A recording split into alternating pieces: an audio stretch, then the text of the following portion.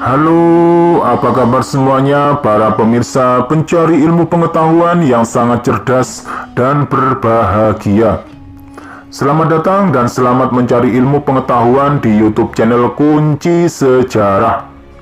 Kali ini, Kunci Sejarah akan memberikan sebuah ilmu pengetahuan yang akan membahas tentang sejarah penjajahan Jepang di Indonesia dan tujuannya. Mari dengarkan penjelasan berikut ini agar bisa menambah ilmu pengetahuan ke depannya. Sejarah penjajahan Jepang di Indonesia dan tujuannya. Sejarah penjajahan Jepang di Indonesia telah dimulai sebelum masa kependudukan pemerintah Belanda.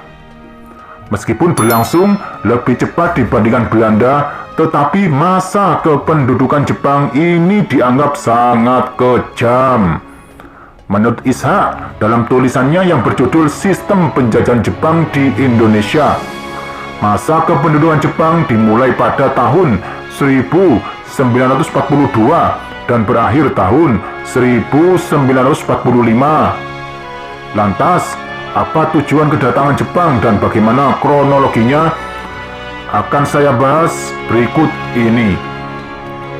Tujuan kedatangan Jepang ke Indonesia. Pada tahun 1937, Jepang merupakan salah satu negara yang mampu menyelamatkan perekonomiannya. Hal ini membuat Jepang ingin melakukan investasi.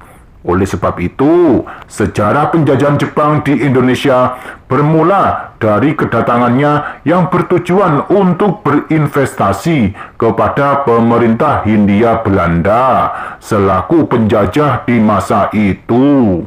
Kedatangan Jepang dimulai sekitar tahun 1938 sampai 1939.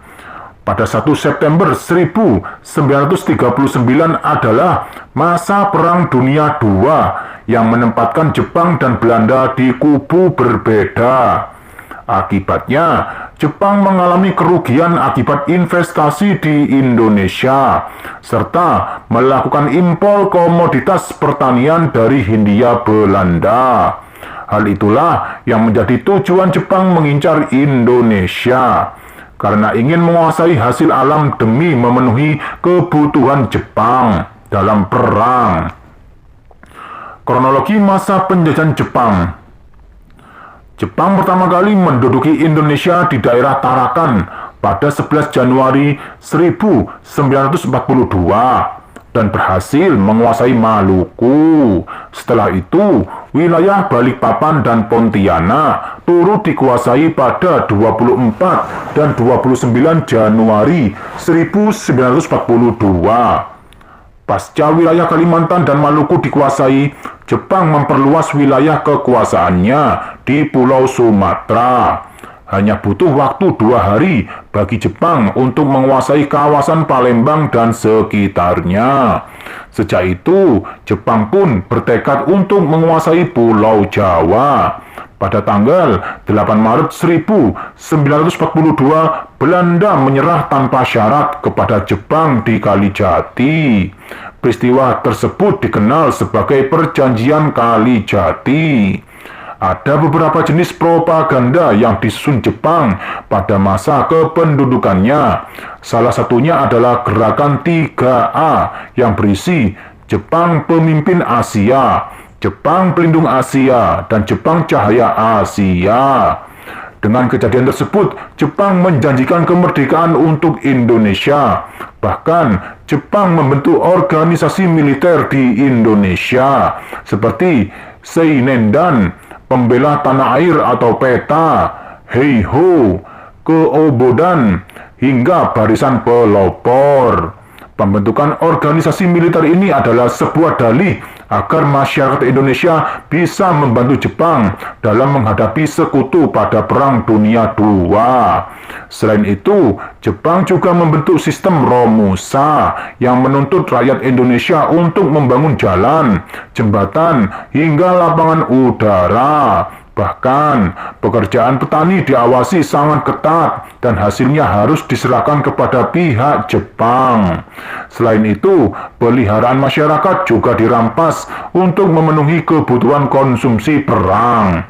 Masa kependudukan Jepang ini kurang lebih selama 3,5 tahun dan berakhir tahun 1945 ketika Jepang menyerah kepada sekutu dan terjadinya pengeboman di Hiroshima dan Nagasaki. Hal ini memberi peluang bagi Indonesia untuk mencapai kemerdekaan pada tanggal 17 Agustus 1945. Demikianlah sejarah penjajahan Jepang di Indonesia yang berlangsung sejak tahun 1942 sampai 1945